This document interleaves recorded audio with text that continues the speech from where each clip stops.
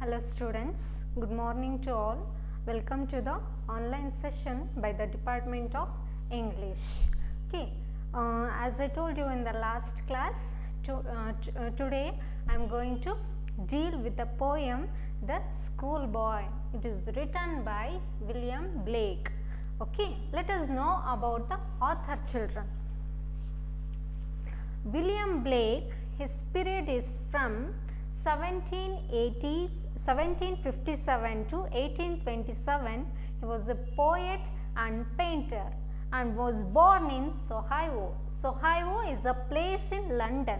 Okay, Soho annadu London nalliro ಒಂದು place. He was the son of a hosier. Hosier means a person who sells stockings or a person who sells goods. Okay, antharge hosier anta kariತೀವಿ. Okay, he was the son of hosier. He had a little formal education but was apprenticed to James Basire, an eminent engraver, and then sent to the Royal Academy. So he was a trainee under James Basire annor kelage he worked as a trainee. Then William Blake sent to the Royal Academy. His finest work as an artist is the series Inventions to the Book of Job. His collection of poetry include Poetical Sketches, which is published in 1783. Okay, and Songs of Innocence, which is published in 1789. Marriage of Heaven and Hell, which is published in 1790. And Songs of Experience, published in 1794.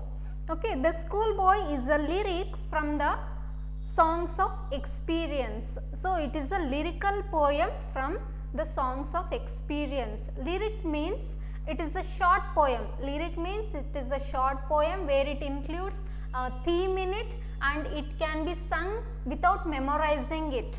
So that is called as lyrical poem. Lyrical poem ಅಂದರೆ ಚಿಕ್ಕ poem ಆಗಿರುತ್ತೆ ಮತ್ತು ಇದನ್ನು ಹಾಗೆ ಹಾಡ್ಬೋದು, ನೆನಪಿನಲ್ಲಿ ಇಟ್ಕೊಳ್ಬೇಕು ಅಥವಾ ಬಾಹ್ಯಾಟ್ ಮಾಡಬೇಕು ಅನ್ನೋ ಯಾವುದೇ ರೂಲ್ಸ್ ಇಲ್ಲ. It can be sung without memorisation, that is called lyrical poem. So ಈ ಲಿರಿಕಲ್ ಪೋಯಮ್ ಅನ್ನೋದನ್ನು ಸಾಂಗ್ಸ್ ಆಫ್ ಎಕ್ಸ್ಪೀರಿಯನ್ಸಿಂದ ತಗೊಂಡಿದ್ದಾರೆ. Songs of innocence and songs of experience are two different types of poetry collection. Okay, Songs of Innocence alli you can see various poems in that. Songs of Experience, under the title Songs of Experience, you can see various number of poems. Okay, I want you to know the background of his age. William Blake na societal background ಆದರೆ ಅಂದರೆ ಅವನು ಇರುವಂಥ ಸಮಾಜದಲ್ಲಿ ಆಗಿನ ಕಾಲದಲ್ಲಿ ಯಾವ ರೀತಿ ಇತ್ತು ಸಮಾಜ, ಓಕೆ ಅನ್ನೋದನ್ನ ನೀವು ಫಸ್ಟ್ ತಿಳ್ಕೋಬೇಕು before going to the poem. Okay, I am going to tell you some hints about that societal background. Okay, in Songs of Experience, as I told you, that is collection of poems. Collection of poems ಅಂದರೆ ಎಲ್ಲ ಪೋಯಮ್ಸನ್ನ ಸೇರಿ ಒಂದು title ಕೊಟ್ಟಿರ್ತಾರೆ. So ಅದಕ್ಕೆ ನಾವು collection of poems ಅಂತೀವಿ. ಇವನು two different poem collections idave, ಒಂದು Songs of Innocence, Songs of Experience. Now I am going to tell you about the Songs of Innocence. Songs of Innocence ಅಲ್ಲಿ you can come across many poems. ನಿಮಗೆ ಅಲ್ಲಿ ತುಂಬ poems ಸಿಗ್ತವೆ. ಅದರಲ್ಲಿ chimney sweeper ಅಂತ ಒಂದು poem ಇದೆ. Okay, in that he exposed the miseries of the children. Okay, they were forced to lead a misery life and they had to survive and they had to earn their livelihood, so they had to work as a chimney sweepers there. Okay, and he exposed the innocent lives of the children amidst exploitative nature, and he also focuses on the black side of industrial revolution. Okay, chimney sweeper ಅಂತ ಒಂದು poem ಬರುತ್ತೆ ಎಲ್ಲಿ songs of innocence ಅಲ್ಲಿ. ಅದರಲ್ಲಿ ಮಕ್ಕಳ ಮೇಲಾಗುವಂಥ ಶೋಷಣೆಗಳನ್ನು William Blake he exposes ತೆರೆದಿಡ್ತಾನೆ in the poem chimney sweeper. Okay. And also industrial revolution ಅಲ್ಲಿ ಯಾವ್ಯಾವ ಥರ ಮಕ್ಕಳ ಮೇಲೆ ದೌರ್ಜನ್ಯ ಆಯಿತು ಅಂತಲೂ ಇವನು ತೋರಿಸ್ಕೊಡ್ತಾನೆ. In the industrial revolution it took place in 18-19 century. There was large scale of industrial revolution. ತುಂಬಾ ಇಂಡಸ್ಟ್ರೀಸ್ ಎಸ್ಟಾಬ್ಲಿಷ್ ಆದವು in London and in western countries, England, like that. Okay, industries establish ಆದವು. Many people migrated towards cities. ತುಂಬ ಜನ ಹಳ್ಳಿ ಕಡೆಯಿಂದ city ಕಡೆಗೆ ಬರೋಕ್ಕೆ ಶುರು ಮಾಡಿದರು. And they started to search for the job. Okay, ಯಾವುದಕ್ಕೆ ಬರ್ತಾರೆ ಸಿಟಿ ಕಡೆಗೆ? To search job, isn't it? Yes, they started to search the job and they were getting very meager wages. Meager ಅಂದರೆ ತುಂಬ ಕಡಿಮೆ ದಿನಗೂಲಿಗೋಸ್ಕರ they had to work daily in the factories. Who? Parents. Okay, later the parents forced the children to send their work. ಅವರು ಅಷ್ಟೇ ಅಲ್ಲ, parents ಅಷ್ಟೇ ಅಲ್ಲ, ಯಾಕೆಂದರೆ ಅವ್ರು ದುಡ್ದು ಅವ್ರು ತಿನ್ನೋದಕ್ಕೆ ಸಾಲ್ತಿರ್ಲಿಲ್ಲ. ಸೊ ಅವ್ರ ಪೇರೆಂಟ್ಸ್ ಮಕ್ಕಳನ್ನು ಕೂಡ ಪೇರೆಂಟ್ಸ್ ಏನು ಮಾಡಿದ್ರು, ಕೂಲಿ ಕಳ್ಸೋಕೆ ಶುರು ಮಾಡಿದರು. ಎಲ್ಲಿಗೆ? ಇಂಡಸ್ಟ್ರೀಸ್ಗೆ. As a chimney sweepers, the industries appointed the children as chimney sweepers. ಅವ್ರನ್ನ ಚಿಮ್ನಿ ಸ್ವೀಪರ್ಸ್ ಆಗಿ ಅಪಾಯಿಂಟ್ಮೆಂಟ್ ಮಾಡ್ಕೊಂತು. What you mean by chimney sweepers? You might have seen in the industries and factories, they constructed a large pipe, okay, to let the smoke out. ಹೊಗೆ ಹೋಗೋದಕ್ಕೆ ಒಂದು pipe ಕಟ್ಟಿರ್ತಾರೆ. Okay, that is called chimney. So these children were appointed as a chimney sweepers. ಹೇಗೆ? ಆ pipe ಒಳಗಡೆ ಮಕ್ಕಳನ್ನ ಹಗ್ಗ ಕಟ್ಟಿ ಇಳೆ ಬಿಡೋದು. Okay, they had to clean the soot there inside the chimney. They are called as chimney sweepers. Okay, ಇದನ್ನೆಲ್ಲ ನೋಡಿದಂಥ William Blake he started to write the poems on suppression of children. ಮಕ್ಕಳ ಮೇಲೆ ಶೋಷಣೆ ಆಗ್ತಿರುವಂಥದ್ರ ಬಗ್ಗೆ ಅವನು ತನ್ನ ವರ್ಕ್ನಲ್ಲಿ ಬರೆಯೋದಕ್ಕೆ ಸ್ಟಾರ್ಟ್ ಮಾಡ್ತಾನೆ. Not only him, many authors as well as intellectuals, ಬುದ್ಧಿಜೀವಿಗಳು ಅಥವಾ ಅನೇಕ ಬರಹಗಾರರು they started to write about this exploitation, about the mechanical life of the people. They were fed up to look at the mechanical life of the people who the people behaved like as though they have no feelings at all, as though they had no emotions at all. ಬುದ್ಧಿಜೀವಿಗಳಿಗೆ ಇದನ್ನು ನೋಡಿ ಸಾಕಾಯಿತು. ಜನರ mechanical life industry start ಆಗ್ತಿದ್ದಂಗೆ they were behaving like machines. People also started behaving like machines. So ಈ ಎಲ್ಲ ಥಿಂಗ್ಸನ್ನ, suppression ಆಗ್ತಿರುವಂಥ ಥಿಂಗ್ಸು ಮತ್ತು ಪೀಪಲ್ ಮೆಕ್ಯಾನಿಕಲ್ ಲೈಫ್ ಅಂದರೆ ಅವರು ತಾಂತ್ರಿಕ ಜೀವನವನ್ನು ನಡೆಸ್ತಿರ್ತಾರೆ. ಸೊ ಅದ್ರ ಬಗ್ಗೆನೂ they started to write. Who? The writers as well as intellectuals, ಬುದ್ಧಿಜೀವಿಗಳು as well as authors. Okay, they started to write and they focused on nature. In their work, they started to focus on nature. Though nature was the central theme in their works, literary works. So ಈ ಬುದ್ಧಿಜೀವಿಗಳು ಏನು ಮಾಡಿದ್ರು, ತಮ್ಮ ವರ್ಕನ್ನು ಬರೆಯೋಕ್ಕೆ start ಮಾಡಿದರು. Okay, ಯಾವ ಥರ work? It focuses on nature. ನೇಚರ್ನ central theme ಆಗಿ ಇಟ್ಕೊಂಡು ತಮ್ಮ ವರ್ಕನ್ನು ಸ್ಟಾರ್ಟ್ ಮಾಡ್ತಾರೆ. ನೇಚರ್ ಬಗ್ಗೆ ಬರೆಯೋದಕ್ಕೆ ಸ್ಟಾರ್ಟ್ ಮಾಡ್ತಾರೆ, ಮತ್ತು ಸಪ್ರೆಷನ್ ಆಫ್ ಚಿಲ್ಡ್ರನ್ ಬಗ್ಗೆ ಬರೆಯೋದಕ್ಕೆ ಸ್ಟಾರ್ಟ್ ಮಾಡ್ತಾರೆ, ಮತ್ತು mechanical life of the people ಬಗ್ಗೆ ಬರೆಯೋದಕ್ಕೆ ಸ್ಟಾರ್ಟ್ ಮಾಡ್ತಾರೆ ಇಲ್ಲಿ.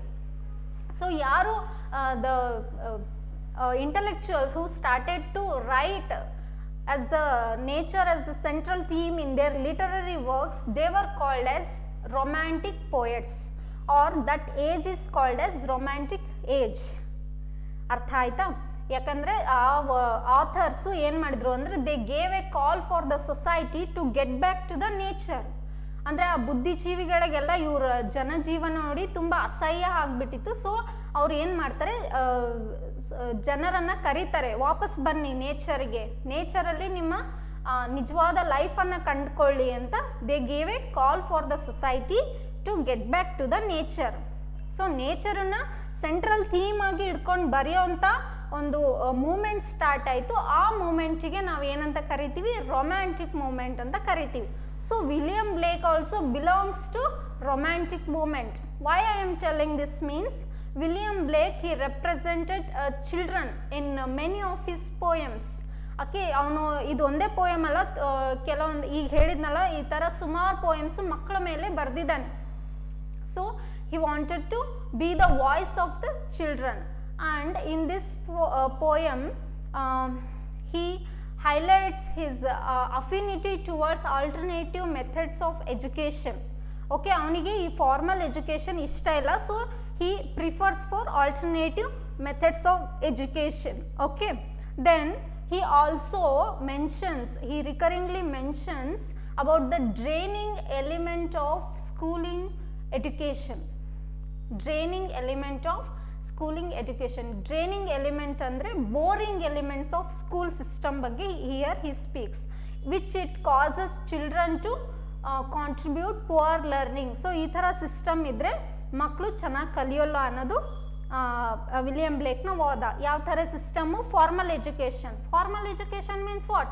Sitting with in the 4 walls and listen to the teachers, that is called formal education. Okay, 4 ಗೋಡೆಗಳ ಮಧ್ಯೆ ಕುಂತು ಟೀಚರ್ ಹೇಳೋದನ್ನ ಕೇಳಿಸ್ಕೊಳೋದು, ಮತ್ತು he should maintain discipline in the class, that is called formal education. ಆಯಿತಾ? ಈ ಫಾರ್ಮಲ್ ಎಜುಕೇಷನ್ ವಿರುದ್ಧ he raise his voice. He prefers learning outside the classroom, not only inside the classroom. ಇವನ ಪ್ರಕಾರ ಕಲಿಕೆ ಅನ್ನೋದು ಕ್ಲಾಸ್ ರೂಮಿಂದ ಹೊರಗೆ ಆಗಬೇಕು, not only inside. Okay, then he prefers natural creativity flourish. ಅಂದರೆ ಅವನಿಗೆ ನ್ಯಾಚುರಲ್ ಆಗಿ ನೈಸರ್ಗಿಕವಾದ ಕಲಿಕೆ ಉಂಟಾಗಬೇಕು ಅಂತ he says. The comparison between the bird and the boy it gives the evidence of recurring theme of nature. ಅಂದರೆ ಇಲ್ಲಿ ಬರ್ಡಿಗೂ ಮತ್ತು ಬಾಯ್ಗೂ ಕಂಪ್ಯಾರಿಸನ್ ಕೊಡ್ತಾನೆ. ಸೊ ಇದು ಏನು ಹೇಳುತ್ತೆ ಅಂದರೆ ನೇಚರ್ನ ಇವನು ಎಷ್ಟು ಇಂಪಾರ್ಟೆನ್ಸ್ ಕೊಡ್ತಾನೆ ಅನ್ನೋದನ್ನ ಈ ಪೋಯಮಲ್ಲಿ ಹೇಳುತ್ತೆ ಮಕ್ಕಳೇ. ಓಕೆ, ಆ್ಯಸ್ ಈ belongs to the age of romanticism. ಅವನು romanticism, as I told you, romantic poets ಏನು ಮಾಡ್ತಾರೆ? They gave more preference to nature in their literary works, so that is called romantic movement. So in that literary movement he gave importance for the nature. How he shows his love towards nature? ಹೇಗೆ ಅವನು ತೋರಿಸ್ತಾನೆ ತನ್ನ ಪ್ರೀತಿನ, nature ಮೇಲೆ ಇರುವಂಥ ಪ್ರೀತಿನ? by referring to the various things in the nature. So ಯಾವ ರೀತಿ ಯಾವ್ಯಾವ ಥಿಂಗ್ಸನ್ನ ಇಲ್ಲಿ ರೆಫರ್ ಮಾಡ್ತಾನೆ ಈ ಪೋಯಮಲ್ಲಿ? Bird, summer, wind, then bloom. Okay, all these kinds he refer in his poem. And he William Blake believes in the democracy of speech and love and freedom. Okay, William Blake democracy of speech na matte love, okay, idunna avanu he believes in that. Okay, so later and he rejects or he denies formal education which was given in school and churches. Even period of time alli schools and churches alli ee tara formal education ಸಿಕ್ತಿತ್ತು. Formal education means as we are getting now, so that is called as formal education. So he denies that, he rejects that kind of system. Okay, then according to him it stops people from thinking. ಈ ಥರ formal ಎಜುಕೇಷನಿಂದ ಯೋಚನೆ ಮಾಡೋದನ್ನೇ ಜನ ಬಿಟ್ಬಿಡ್ತಾರೆ ಅನ್ನೋದು ಇವನ ಅಭಿಪ್ರಾಯ. So he represents his opinions in the poem. Okay, ಅವನು ತನ್ನ ಒಪಿನಿಯನ್ಸ್ನ ಈ ಪೋಯಮ್ ಮೂಲಕ ಹೇಳ್ತಾನೆ. So it speaks about childs freedom. Freedom ಬಗ್ಗೆ ಮಾತಾಡುತ್ತೆ, ಮಕ್ಕಳ ಫ್ರೀಡಮ್ ಬಗ್ಗೆ, ಮಕ್ಕಳ ಸ್ವಾತಂತ್ರ್ಯ ಬಗ್ಗೆ ಮಾತಾಡುತ್ತೆ. And what happens if he is denied of that freedom? What happens, ಏನಾಗುತ್ತೆ ಆ ಮಕ್ಕಳಿಂದ ಆ ಸ್ವಾತಂತ್ರ್ಯ ಕಿತ್ಕೊಂಡ್ರೆ ಮುಂದೆ ಏನಾಗ್ಬೋದು, what are the consequences of that ಅನ್ನೋದನ್ನ ಇಲ್ಲಿ ಈ ಪೋಯಮಲ್ಲಿ ಹೇಳ್ತಾನೆ. And it also ಡೆಪಿಕ್ಟ್ಸ್ on various problems of formal education. Formal ಎಜುಕೇಷನಿಂದ ಆಗುವಂಥ ದುಷ್ಪರಿಣಾಮಗಳನ್ನು ಈ says in this poem. So the speaker or the who is the speaker? Speaker andre who talks here. Yaru speaker? Young boy, school going boy. Okay, ಒಬ್ಬ school ಹೋಗೋ ಹುಡುಗ ಇಲ್ಲಿ ಈ poem ಅಲ್ಲಿ ಮಾತಾಡ್ತಾನೆ. Not that he doesn't speak that. William Blake speaks in the voice of school boy. Okay, William Blake school boy ಹೋಗುವಂಥ ಮಕ್ಕಳ ಮನಸ್ಥಿತಿಯನ್ನು from the point of view of the school boy he speaks here. Okay, I hope you got the theme as well as introduction of the poem as I told you. Okay, let us move on with the poem, children. Schoolboy, the Schoolboy, written by William Blake. I love to rise in a summer morn when the birds sing on every tree. The distant huntsman winds his horn and the skylark sings with me. Oh, what sweet company! But to go to school on a summer morn, oh, it drives all joy away. Under cruel eye outworn, the little ones spend the day in sighing and dismay. So in the first stanza, so the speaker is the first person here. I means first person. Okay, it begins with the narration of the first person. Who is I here? I anta yaru? Schoolboy. So he speaks here. I love to, so before going that, I would like to tell you the meanings of difficult words. Morn means morn. First line, morn means, that is the short form of morning. Okay, morn means morning. In the third line, the distant. Distant means far away, dura. Okay, then huntsman. Huntsman means betegara, one who hunts. Okay, then winds means to blow his horn. Okay, ಒಂದು instrument ಇಂದ ಈ ಥರ blow ಮಾಡೋದಕ್ಕೆ wins his horn ಅಂತ ಹೇಳ್ತೀವಿ. ಸ್ಕೈಲಾರ್ಕ್. Skylark is supposed to be a bird. Okay, skylark ಅನ್ನೋದು it's the name of a bird. Okay, let us move on with the description of the poem, children. First stanza. I love to rise in a summer morn when the birds sing on every tree. So here the schoolboy, he loves to get up in the summer morning. Okay, and what he loves to do? He loves to listen to the chirping sound of the bird. ಅಂದರೆ ಹುಡುಗ ಬೆಳಗ್ಗೆ summer ಮಾರ್ನಿಂಗಲ್ಲಿ ಎದ್ದೇಳಬೇಕು. ಬೇಸಿಗೆಯಲ್ಲಿ ಬೆಳಗ್ಗೆ ಎದ್ದು means not early, ಲೇಟಾಗಿ ಎದ್ದು he wants to listen to the chirping sound. Chirping sound ಅಂದರೆ ಚಿಲಿಪಿಲಿ, ಹಕ್ಕಿಗಳ ಚಿಲಿಪಿಲಿಯನ್ನು he wants to listen. And the distant huntsman winds his horn and the skylark sings with me. And he gets entertained by the sound of the horn produced by the huntsman from the distant field where they signal from one to another to start their work. Okay, and the skylark sings with me. He feels as though skylark sings with him. Oh, what sweet company! He loves the company of the nature.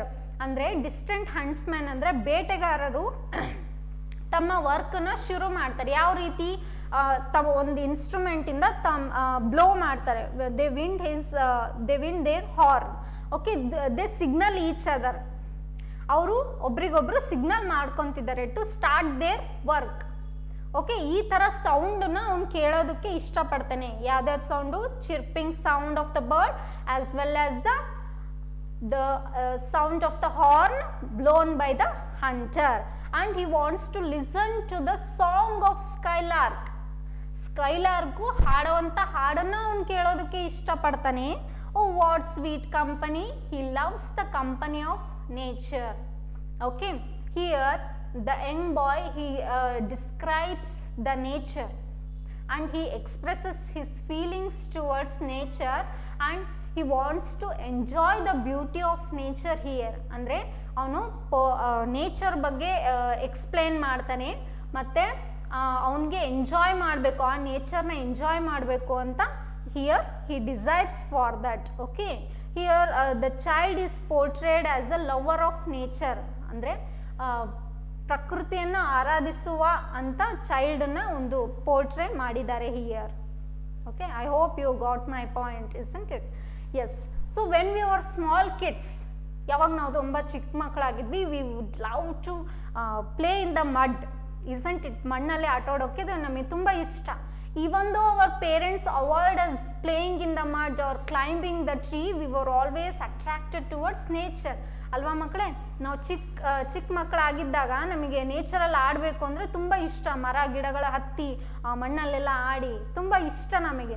Even though our parents ಬೇಡ ಬೇಡ ಅಂದರೂ ಕೂಡ we were always attracted towards nature. Nature never fails to win our heart, isn't it? ಅದು ಯಾವತ್ತು ನಮ್ಮ ಹೃದಯ ಗೆಲ್ಲುತ್ತೆ. Okay, because why we are so attracted towards nature? ಯಾಕೆ ಅಂದರೆ ದ ನೇಚರ್ ನೆವರ್ ರೆಸ್ಟ್ರಿಕ್ಟಸ್. ಅದು ನಮಗೆ ಕಡಿವಾಣ ಹಾಕಲ್ಲ, ನೀನು ಇದನ್ನು ಮಾಡಬೇಡ ಅದನ್ನು ಮಾಡಬೇಡ ಅಂತ. It doesn't say, it never says. That's why we are so attracted towards nature. Here also the school boy is attracted towards the beauty of nature. He attracted towards the skylark, as well as chirping sound of the birds, as well as horn blown by the hunter. Okay, let us move to the next stanza. As I told you, morn means morning. Morn is a short form of morning. Okay, drives means disappears or takes away. ಅಂದರೆ drives ಅಂದರೆ ಇಲ್ದ ಇರೋ ಹಾಗೆ ಮಾಡೋದು. cruel eye outworn means under the supervision of the teachers. ಶಿಕ್ಷಕರ ಕೆಂಗಣ್ಣು ಅಂತ ಹೇಳ್ತೀವಿ ತಾನೆ, ಕ್ರೂರ ಕಣ್ಣು. Okay, in Kannada meaning it sounds like that. The little ones spend the day in sighing. Sighing means ನಿಟ್ಟುಸಿರು. Breathe in grief. Breathe, B-R-E-A-T-H-E, breathe in grief, G-R-I-E-F, grief. Okay, ನಿಟ್ಟುಸಿರು. Dismay means discouragement. Okay, let us move on, children. But to go to school on a summer morn, oh, it drives all joy away. He hates the experience of going to school. Okay, it's a matter of utmost disappointment for a child to sit in the class. So ಅವನಿಗೆ ಮಗುವಿಗೆ ಸ್ಕೂಲಿಗೆ ಹೋಗೋಕೆ ಇಷ್ಟ ಇಲ್ಲ. He would cry a lot. Remember children, when we were small kids, we were crying, okay, as though we were going into the jail. ನಮಗೆ ಜೈಲಿಗೆ ಹೋಗ್ತಿದ್ವೇನೋ ಅನ್ನೋ feel ಬರ್ತಿತ್ತು, ಅಷ್ಟು ನಾವು ಅಳ್ತಿದ್ವಿ when we were small kids. The same thing happens here. Oh, it drives all joy away. ಅಯ್ಯೋ, ಏನು ಸಂತೋಷನೇ ಇಲ್ಲ ಸ್ಕೂಲಿಗೆ ಹೋಗಬೇಕಾದ್ರೆ. ಯಾಕೆ? It takes away all joy from us. Okay, under a cruel eye outworn the little ones spend the day. So ಟೀಚರ್ಸ್ನ ಕಂಟ್ರೋಲಲ್ಲಿ he should be sit like this in the classroom. Under a cruel eye outward means under the supervision of the teachers. Okay, he will be always under the control of the teachers. He should not move this side or that side. He should sit straight and listen to the teachings of the teachers. Okay, the little ones spend the day, not only the school boy, even the other children of his age. ಬೇರೆ ಮಕ್ಕಳು ಕೂಡ, ಅವನ ಸ್ಟೇಜಲ್ಲಿರೋ ಬೇರೆ ಮಕ್ಕಳು ಕೂಡ, they feels the same. Okay, they feel very regret in sighing and dismay. ಹೇಗೆ ಕುತ್ಕೊಂತಾರೆ ಅವ್ರ ಕ್ಲಾಸಲ್ಲಿ? ಇನ್ ಸೈಯಿಂಗ್, ದೇ ರಿಗ್ರೆಟ್, ನಿಟ್ಟುಸಿರನ್ನ ಬಿಡ್ತಾರೆ, ಥೂ ಯಾಕಾದರೂ ಬನ್ನಪ್ಪ ಈ ಸ್ಕೂಲಿಗೆ ಅಂತ. And dismay, discouragement. ಯಾಕೆ ಅಲ್ಲಿ ಕುತ್ಕೊಳಕ್ಕೆ ಹಾಗೆ ಮಾಡ್ತಾರೆ ಅಂದರೆ, there is no encouragement at all from the teachers. Okay, the children would be discouraged. So that's why the child feels so. There is no freedom to do whatever we want, whatever they want. Okay, the children are very unkind towards children. Teachers ಗೆ ಮಕ್ಕಳ ಮೇಲೆ ಕರುಣೆನೇ ಇಲ್ಲ. Okay, they will behave like cruel people, he says.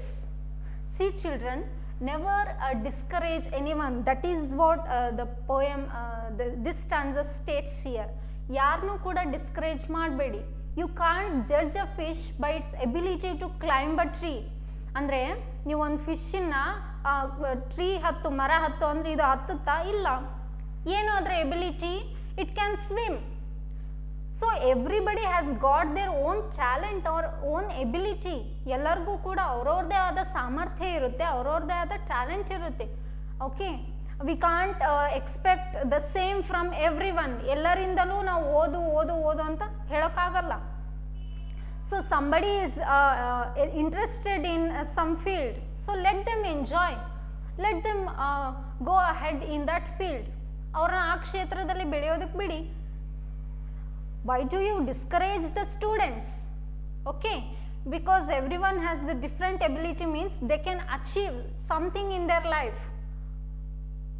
It does not mean that they should achieve only in education field. Only ಶಿಕ್ಷಣ ಕ್ಷೇತ್ರದಲ್ಲಿ ಮಾತ್ರ ಅವರು ಏನಾದರೂ ಸಾಧಿಸಬೇಕು ಅಂತ ರೂಲ್ಸ್ ಇದೆಯಾ? No, they can achieve in any field.